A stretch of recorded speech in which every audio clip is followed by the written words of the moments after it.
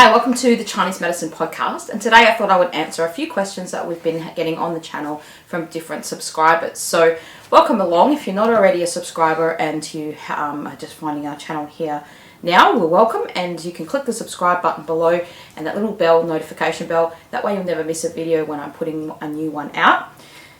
So what this channel is about is educating people about the benefits of Chinese medicine, acupuncture, herbs, Chinese diet therapy, even things like Qigong and Chinese exercise therapy that are part of Chinese medicine, that maybe there's not enough time in a consult for a practitioner to give you as much in-depth information. And look, not every patient wants that level of in-depth information, and so this is more for the patients and the people out there that want that bit more information. What my background is that I have learned Chinese medicine from a younger age. I was 17 when I went to Chinese medicine school, straight out of high school, just a little pipsqueak kid.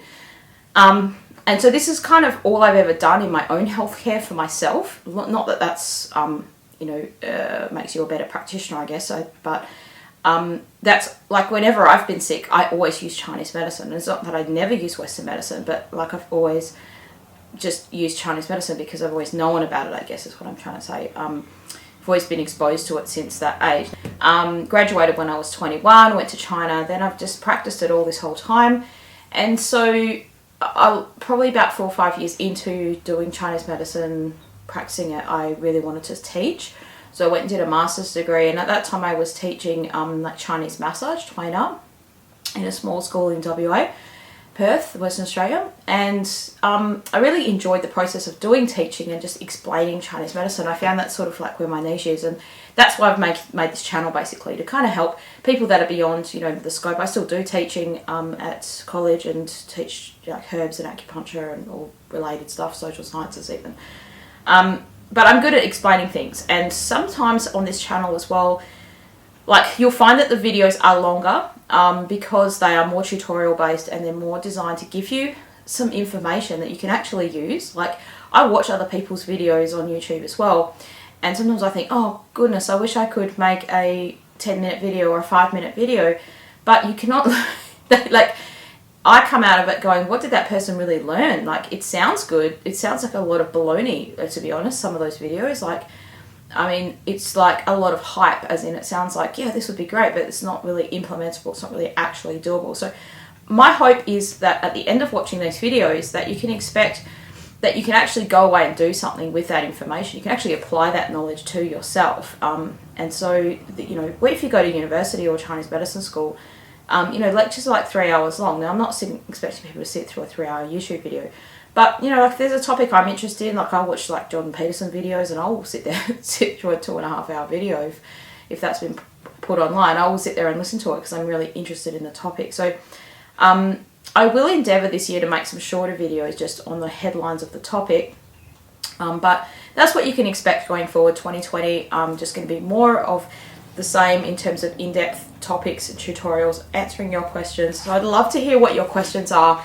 I've also got some planned interviews coming up with different practitioners throughout Australia where I am. And we're going to be talking about different topics about Chinese medicine. So if you've got something that you're really interested in, I would love to hear what you would like to hear about, because I'm not an expert on everything in Chinese medicine, so sometimes I'll have to go away and do a bit of research on it, or I'll just get someone else to come in and talk about it who might be better at it. Or sometimes on a topic we could have 2 or 3 people talk on the same topic in different videos, because that information is probably very useful, to have that information in different levels. So feel free to put your questions in the comments below. I would love to hear your questions and stuff like that. One kind of comment that keeps coming up, and it's not, this isn't a negative thing about the comment at all, but I thought I might address this because a lot of the stuff we talk about in this channel is about Chinese diet therapy. And I just want to say on one hand, I really appreciate people's comments. They don't have to be positive comments. Like I like to know people's feedback. Sometimes I make a video and like it's maybe the quality isn't that great, or there was a bit of a boo-boo in it or something like that. I'll just publish them anyway usually because I'm a busy person and I don't have time to make things perfect. And so I will do a lot of editing on the videos, but sometimes, there's stuff that comes through that could have been better, or it's a learning experience. And so, yeah, look, sometimes there's videos that could be better. And certainly when I first started doing this, the audio quality wasn't that great. And even now, I wish I could just have a giant slush fund to spend on new microphones and different things, like different equipment would be great. Anyway, that's not what this is a rant about. But the more subscribers we get, the more chance there is to do that, because I want to monetize this channel through the YouTube part of the program. And we need to basically get to 1,000 subscribers and have a certain amount of viewers to do all that sort of stuff. So that's where I would like to go with it, because then if it's a source of income for me, even if it's just a small bit of income, then that means it's more doable, because this takes about a day of my week to make videos if I'm really like in the zone of making them, and I'm making a few. Cool. Okay, so this guy keeps commenting, and he's obviously a Chinese of Chinese descent or Asian descent himself, about like the Asian diet's the way to go, and the Western diet is not great for you. And in some ways, and this is not a negative comment at this person at all, because in some ways like that is completely true on one hand, but on the other hand, what I want to show people that you can use the principles of Chinese medicine are principles that can be applied to wherever you go, like in whatever field. They could be applied to Western drugs, how you use Western drugs. They could be applied to how you use like Western medicines, or different medicines that are not, they don't have to be Chinese herbs. Like these are Chinese herbs behind me, right? Why do we use Chinese herbs and not Western drugs? Well, because we already know the efficacy of them. There's a history of use about it. There's a lot of research and evidence all about that, and that's all been laid out for us. So why would we sort of reinvent the wheel in terms of using something else? But there's no reason why you couldn't apply the Chinese medicine theory to, let's say, vitamins or drugs to understand what they do in the body. So when a patient's taking it, they come in and they say, oh, I'm taking a lot of vitamin C, let's say. Well, we know that in the Chinese medicine system, like we would think of vitamin C as a cold substance. So what does that mean to the body? What detriment does that do? What benefit does that do? Like that's how Chinese medicine thinks. That's how a Chinese medicine doctor should be thinking about everything in terms of when they're treating you and how they're thinking about stuff.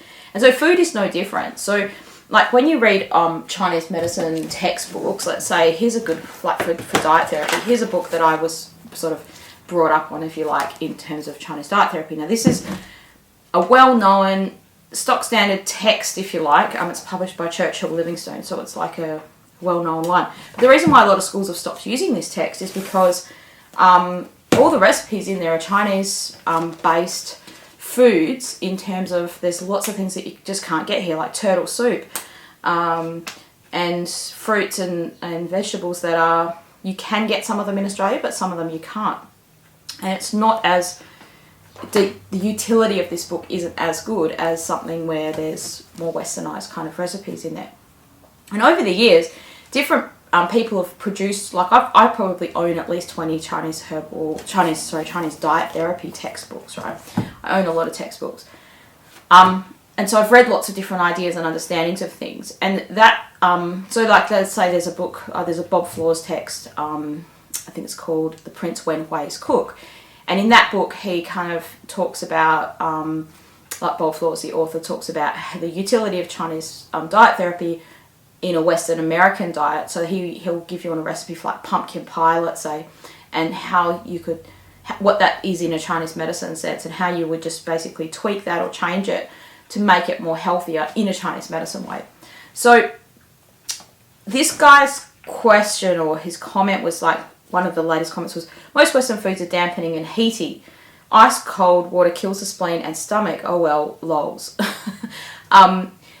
Yeah, and in somewhat of a way, like that comment just reflects the ingrained, in-depth understanding of the knowledge of how our body works in a Chinese medicine way, just into Chinese culture, in that like they wouldn't drink cold water. They just don't drink freezing cold water. It's only the Western influence that's made them drink cold water, like iced water. When you get sick with a cold or a flu, they won't serve you hot tea or coffee. But they wouldn't serve you coffee in China anyway, just as a matter of tradition, let's say. But if I went to a supplier, I think I've told this story before on a different, on the cold and flu video, but When I was in China a few years ago with a colleague of mine, we were going shopping in a small little village area looking for pottery and things like that. And he had this terrible cough that had happened, and so he was coughing all over the place wherever we'd gone. It was worse because it was dusty in there and it was hot and all that kind of stuff. And everywhere you go, when you're shopping in China, they give you tea, right? So they just serve you tea because it's just like a nice thing to do, and they're trying to make you feel welcome, and it's a beautiful thing. And so in the course of a day, if I'm going there to do shopping, this is back when I had my retail shop and stuff, you might be getting like 6 or 7 cups of tea a day, right? And you're just drinking cups of tea.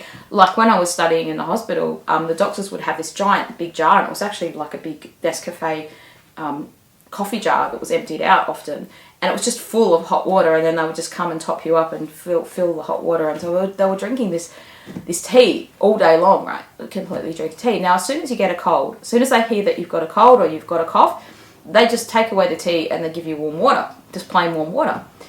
Now, these are people in a market. These aren't Chinese doctors or herbalists or anything like that. They're just people living in a market, and that's just what they just do it like as a matter of fact. Like, this is what you do. You don't have stimulants when you've got, like, you don't have tea or coffee could make the cold or flu worse. You need to give yourself, like what I keep banging on in this video about, a clear, bland diet. And they certainly wouldn't give you cold water, even if you had a really raging sore throat and you felt really hot. They wouldn't give you cold water. Now, likewise, there's been some things in Chinese culture that have crept in that probably aren't, well, they're not part of every style of Chinese medicine. Like, there's a bit of almost like a fearing in China of heat. Like, they're afraid of the heatiness. And if you go down to Chinese stores, like, sometimes they'll have this tea, like, clear the heatiness. What is the heatiness? Like, that's literally, it's in Chinglish. It's like, that's how it's written, heatiness. So it's like clearing the heat tea, and they have, like, you know, lian chow and like jinyin hua and like chrysanthemum and like, so honeysuckle and chrysanthemum are the main ingredients usually in lian chow.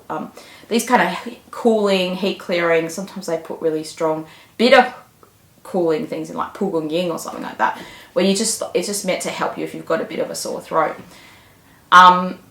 There's different systems within Chinese medicine. So this channel, I'm trying to embrace like the ideas of lots of different systems. But when I'm specifically talking about a system or why you'd have one and not the other, I will mention the reasons why for that. But it's just that is part of Chinese culture. So there's certain things that are just part of it, and it's just accepted way of life kind of thing of what things are good. Now, it'd be interesting to see the next sort of maybe 10, 20 years how, if those things are going to hold or those things are going to fade away, because there's a lot of stuff that Western culture is bringing into China that is completely against the healthiness of the Chinese diet therapy system. And so that's why this guy's comment is good in a way, like it's on song, where he says, you know, Western foods are dampening and heaty. Well, a lot of stuff that's in China now is Western foods, and they are dampening and heaty like that, what he's saying. So things that are fried, things that are greasy, things that are processed and packaged and then reheated. So the thing that you can get in China that you can't get here so easily is it can be almost all hours of the night, even not like very late at night, but let's say even you want to go for a midnight snack. Instead of having to drive through the drive-thru at McDonald's, you can go down the street and there's a guy on the street with his hot noodle wok making these noodles with like fresh bok choy and fresh veggies and things like that, and you can get this kind of, you know, or a bowl of soup that's kind of hot made on you know, from the guy on the sidewalk.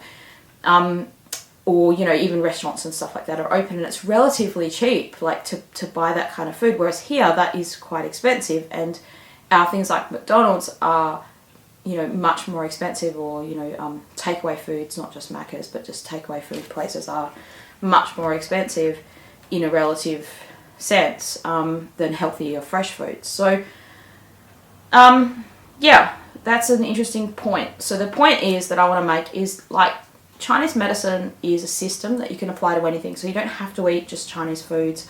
You don't have to eat like a Chinese diet. And even if you followed, let's say you went to China now and you just ate what was given to you, it probably won't be a traditionally, it's going to have some of those processed dampening foods there because of the Western influence. Okay, another question. Another guy, he's asked several times, what about eating root vegetables like beetroots and carrots? And then it seems like that's what he eats all the time. He has beetroot and carrot soup all the time. Now this was on a video about dampness. And so just to explain that, the clear bland diet in Chinese medicine, if you were just eating beetroot soup and carrot soup, there's a few things that could be detrimental about that. One is, if that's all you have, then in that space of a week where you would have, like, you could have had the nutritional value of lots of different, a variety of foods, you're missing out on that variety of foods. So you might be missing out, you might be having a lot of beta carotene or particular nutrients that are in beetroot and carrot. Like, there's a person that went orange from eating just carrots, only carrots. I mean, these diets of extremities. Now, I don't think this person's having that every single meal. They're just having it every day. That's what they eat. You know, one meal a day they have that. A variety is best. Okay, so this saying of eat the rainbow is good. Now, if that's all you've got available to you, because that's all you can grow and you live in a remote area and you can't get anything else for some reason, yeah, okay, that's better than nothing at all. And it's certainly better than processed foods and packaged foods, like eating fresh carrot and beetroot in the soup every day. But in a perfect environment, in a let's say you had lots of things available to you and you just happen to like those things, look, there could be worse things you could have every day that would be the same, but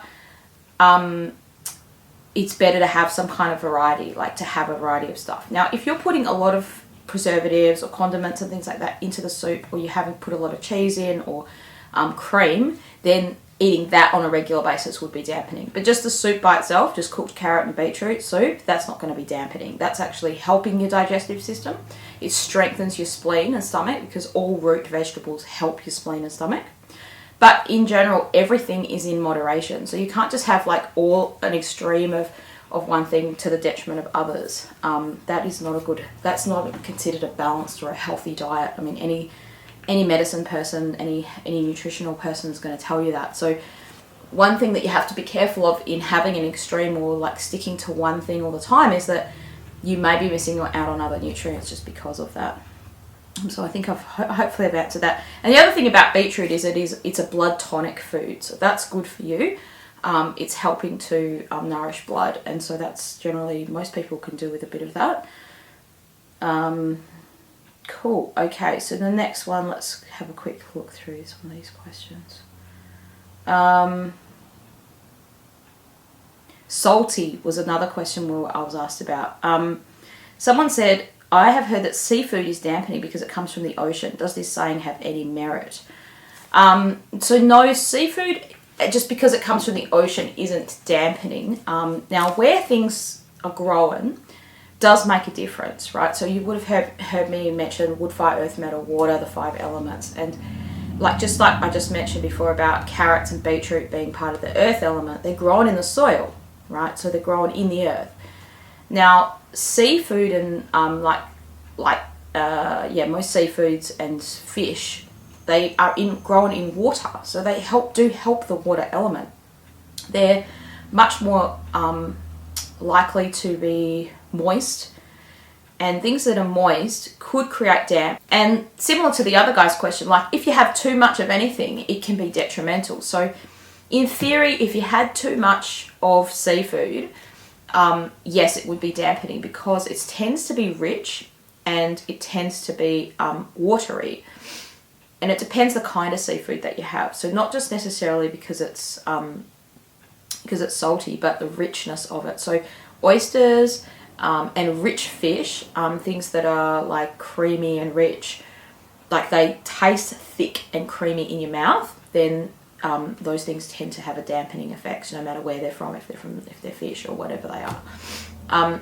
So that's one thing. If you combine that stuff with sugar and salt, it will make it more dampening as well. Like you're adding flavour into it to cook it up, and you're having a lot of that could make it more dampening as well. Now, anything that's dampening, the beneficial side of something that's dampening is that it nourishes. And so everything in Chinese medicine is a balanced system, if you like. So it's not like this is going to be totally bad for you. I think I might have mentioned this before about butter congee. So in the last video we were talking about congee, and that's a rice porridge. So that's basically just water and rice, boiled together in a watery, ricey mixture. It's rice soup, rice porridge, congee. For someone who's convalescing from an illness, who's very weak, who can hardly eat, like an elderly person that doesn't eat much food, so they could probably stomach like a small bowl of that congee a day, maybe even. Then you want to make it as rich and dense as you can for that person, so that because they're only eating a small amount of food, that kind of helps to nourish them. And someone who's getting elderly tends to get drier as they get older, right? So their skin tends to get more withery, like their skin gets dry, or they might get easily dehydrated, that kind of stuff. They might get constipation easily, like a tendency to skip the days with their bowels, that kind of stuff. So that sort of person would benefit from foods that we would consider detrimental to someone with dampness. So foods that are dampening, on the positive side, they have a yin tonic kind of effect on your body. Now, the average person who's not elderly, let's say, who is like doesn't exercise extensively, and they tend to be just general weight or towards overweight, they don't need a lot of dampening foods, and they don't need a lot of yin tonic foods. Those are the same things. Now, there's some things that are dampening foods that are yin tonics, that are like, they're less, like, I guess there's good and bad type of yin tonics. So we probably need to make another video on that, and I probably will. But just to say, that is a general concept. So what I want to do on this channel is, for people that are interested, like my job as a practitioner is to kind of like check someone's pulse, let's say, and give them the herbs, and off they go, and they take the treatment, and that resolves what's wrong, and then they come back and they get some, and we just kind of treat them as life goes on. Being a scholar of Chinese medicine and a person that wants to kind of learn about Chinese medicine, it's not so much like you should have the knowledge at some point to be able to make these decisions for yourself, to be able to understand that. And there's no reason why you as a viewer can't get that knowledge to be able to decide that for yourself. So I don't mind people putting their questions in there, for sure. That's good, because it sparks up the conversation that we can have about these things as well. But as I would teach students in my class, Chinese diet therapy would be like a 13-week class, three hours a week for 13 weeks. And those students would come out of that with enough knowledge to make a proper decision about foods and be able to judge people's diets. There's a lot of self-learning that they have to do on top of that. But it's still not enough, because they don't sort of get the knowledge, they don't get the full understanding of how to utilize it until they start seeing patients in a student clinic or in their own clinic, and they start applying it and being able to kind of think it through like that. Because that's how Chinese medicine's meant to be used. It's a system where you learn from observation. So you're doing things, you're either learning from your teacher's observations, or you're learning from your own observations, and you're basically applying those principles and then observing and learning and things like that. And you're also learning it from looking at the environment and being aware of how the environment acts and how we act and those kinds of things. So just like thinking about, okay, like if that was the question, are all fish dampening? Well, where are they grown? So the answer is, like, fish are much more moist than other things because they live in water. And so is that beneficial to our body? What does our body like? It likes warm, cooked and moist. Boom, moist, right? It doesn't like cold, dry and raw. And so I always tell my students to kind of think like that. Like, think about the diet as back to the cooking pot on the stove. Is it warm, cooked and moist, or is it cold, dry and raw? So fish are beneficial to you, but like everything, it's got to be in a sense of balance, right? And so there are these richer, more denser fish like oysters and shellfish, which tend to be much more dampening than other types of fish. I'm just going to have a quick look in here.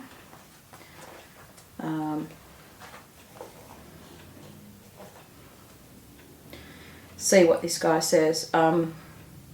So fish, turtle, clam and crab. This is from this textbook here. He says most of the fish referred to in Chinese herbalism are neutral or mild in nature and are characterized by their functions of reinforcing the spleen and stomach, relieving edema and expelling damp. So that's the opposite of being dampening. Now, why would they do that? Relieve edema and expel damp. Because of the salty nature, and I think I answered this in this person's question, either that one or a subsequent question where she was asking about salty things. So the salty nature is a downward draining nature. Like, so every flavor has a direction that it goes in, and salty goes down. So in Chinese herbs, when do we use salty? Like if someone needs to expel something out of, like they've eaten something toxic, salty flavors can be used. If they had an abscess in their gastrointestinal system, let's say, or even elsewhere in their body, the salty flavor is often used in herbs to purge it out, right? And then salty also has like this breaking up quality, and it's salty in insects that actually has that quality in herbs, right? So the main Chinese herb we use that's salty is called mu li, which is oyster shell.